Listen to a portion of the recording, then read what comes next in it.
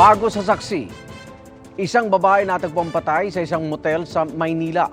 Saksi live si Jamie Santos. Jamie. Igan, inaalam pa ng MPD Homicide Section ang motibo sa pagpaslang sa babaeng natagpuang patay sa motel sa Maynila. Patay na nang matagpuan ang isang babae sa loob ng isang motel sa lungsod ng Maynila kanina. Tama ng bala sa katawan ang gumitil sa buhay ng biktima.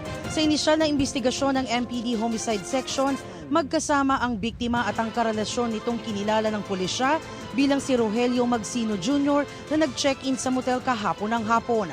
Ayon kay Police Captain Dennis Turla, Chief ng MPD Homicide Section, kaninang umaga nakita ng guard ng motel si Magsino na palabas na inuokupahang kwarto paalis mag-isa.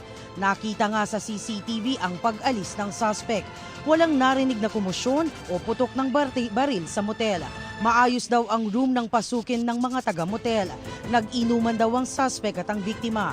Tinungo ng mga pulis Maynila ang sinasabing tinitirhan ng suspect kasama ang mga barangay personnel pero bigo ang mga pulis na makita ang lalaki.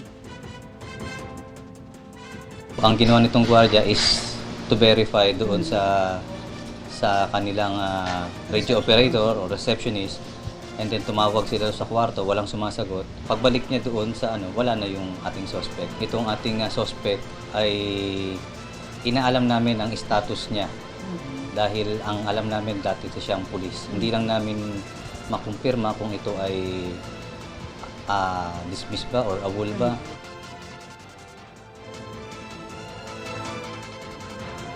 Igan, patuloy ang isinasagawang follow-up operation para matunto ng suspect. At live mula rito sa Maynila para sa GMA Integrated News, Jamie Santos, ang inyong saksi.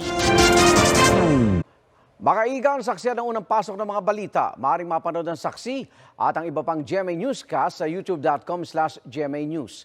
I-click lang ang subscribe button. Sa mga kapuso abroad naman, maaari po kaming masubaybayan sa GMA Pinoy TV at www.gmanews.tv.